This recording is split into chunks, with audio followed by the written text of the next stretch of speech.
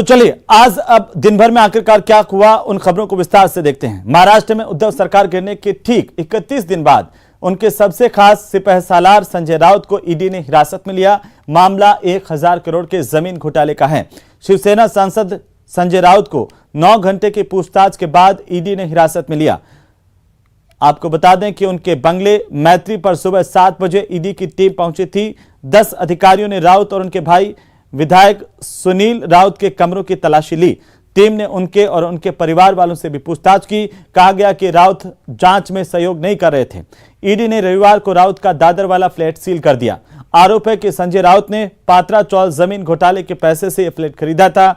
ED की team Raut के अलावा उनके 2 करीबियों के घर पर भी पहुंची। वहां पर भी जांच पड़ताल की जा रही है। वहीं खबर यह आ रही है कि संजय राउत के घर से ईडी को 11 लाख रुपए से ज्यादा कैश मिले हैं।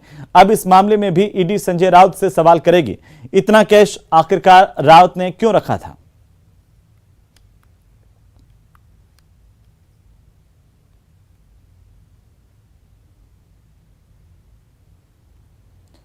और अब खबर झारखंड के केशकांड की। पश्चिम बंगाल के हावड़ा जिले में शनिवार को कांग्रेस के 3 विधायकों को 48 लाख कैश के साथ पकड़ा गया।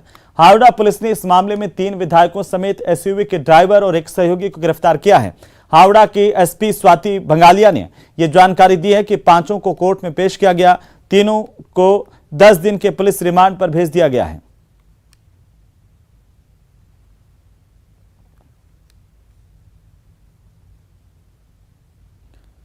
तो वहीं पश्चिम बंगाल के कथित शिक्षक भर्ती घोटाले को लेकर प्रवर्तन निदेशालय यानी कि ईडी ने पार्थ चटर्जी की सहयोगी अर्पिता मुखर्जी के घरों पर छापेमारी की थी। इस दौरान ईडी ने अर्पिता मुखर्जी के 2 घरों से करीब 50 करोड़ रुपए की नकदी जब्त की थी।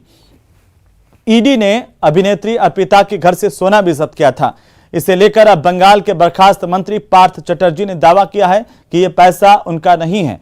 प्रवर्तन निदेशालय ने पार्थ चटर्जी और अर्पिता मुखर्जी दोनों को इस महीने की शुरुआत में गिरफ्तार किया था। दोनों फिलहाल 3 अगस्त तक ईडी की हिरासत में हैं। पार्थ चटर्जी को बंगाल कैबिनेट ने बर्खास्त कर दिया है। वहीं टीएमसी ने उन्हें पार्टी से निलंबित किया है।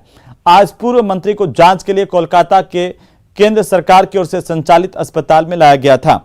क्या कोई उनके खिलाफ साजिश कर रहा है, ये सवाल को लेकर के पूर्व मंत्री ने कहा कि समय आने पर सब कुछ पता चल जाएगा। साथ ही उन्होंने अर्पिता मुखर्जी के घरों से मिली नकदी को लेकर कहा कि ये मेरा पैसा नहीं है। सूत्रों के मुताबिक अर्पिता मुखर्जी ने ईडी को यह बताया कि ये पैसे तबादलों के लिए और कॉलेजों को मान्यता दिलाने में मदद करने के लिए रिश्वत के तौर पर लिए गए थे। जब यह कथित घोटाला हुआ तब पार्थ चटर्जी राज्य के शिक्षा मंत्री थे।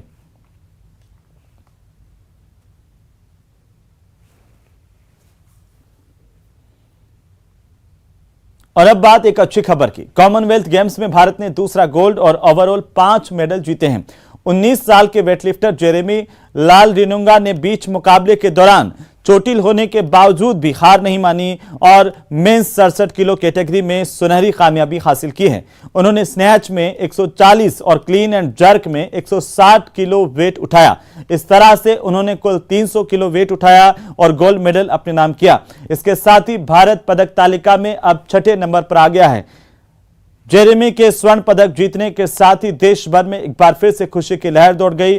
चारों तरफ बधाइयों का तांता लगा हुआ है। इससे पहले ही दिन आपको बता दें मीराबाई चानू ने भी गोल्ड पर कब्जा जमाया था। देश भर से मीराबाई चानू और जेरेमी दोनों को बधाइयों का तांता लगा हुआ है और देश भर में खेल प्रेमी खुशी मना रहे हैं।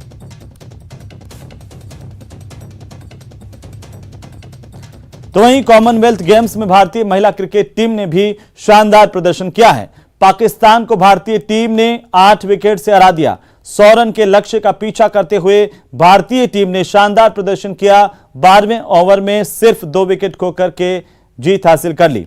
स्मृति मंधाना ने धुआंधार बल्लेबाजी भारत की ओर से की और 42 गेंदों में 63 रन बनाए। इस दौरान उन्होंने 8 चौके और 3 छक्के लगाए। इससे पहले भारतीय गेंदबाजों की धारदार गेंदबाजी और शानदार फील्डिंग के आगे पाकिस्तान की महिला टीम पस्त नजर आई और 18 ओवर में 99 रन पर ही ढेर हो गई। इस दौरान 3 खिलाड़ी रन आउट भी हुए।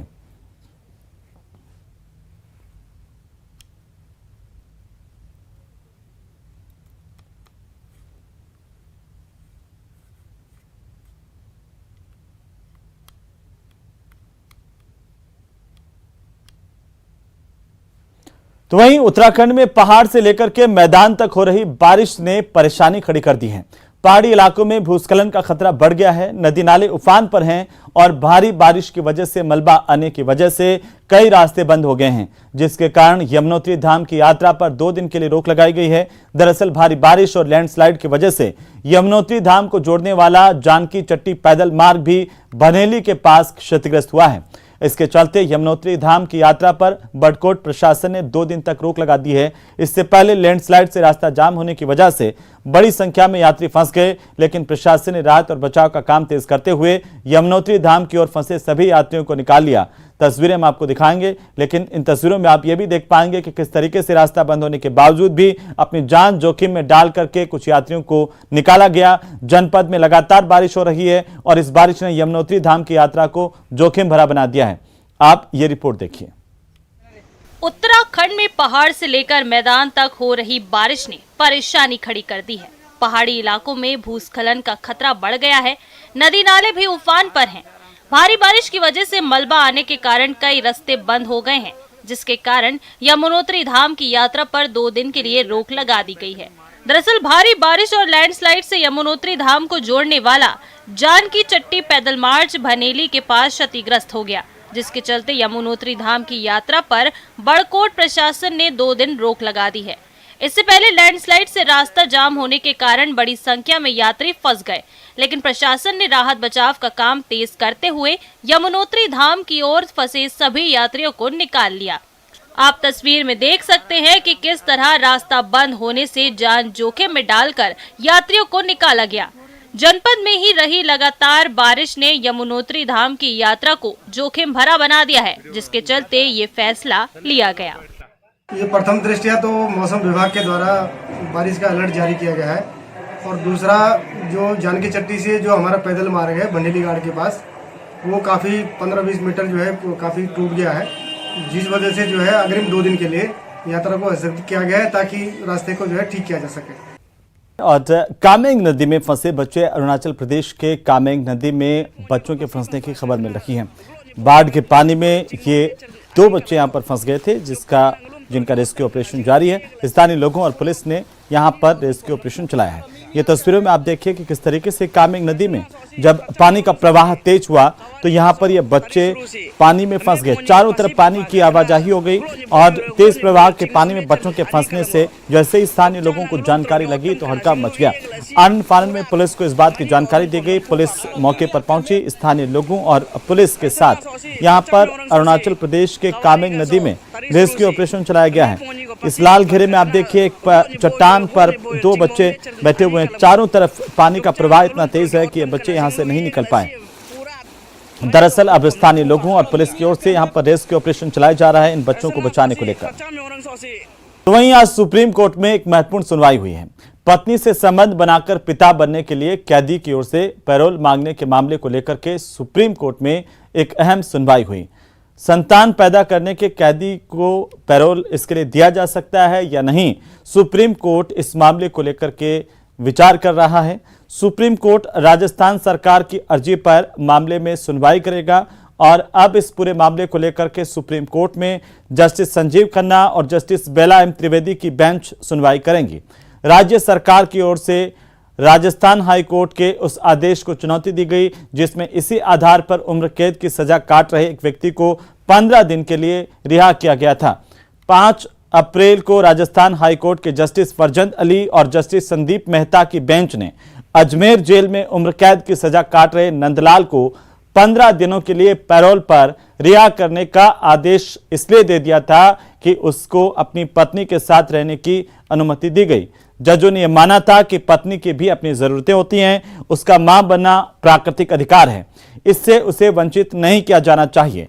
अब यह पूरा मामला सुप्रीम कोर्ट में है कि क्या इन जजों ने इस कैदी को इसलिए पैरोल दिया जाना स्वीकार करके ठीक किया कि पत्नी के अधिकारों को कैदी को इसलिए पैरोल दी गई या फिर नहीं।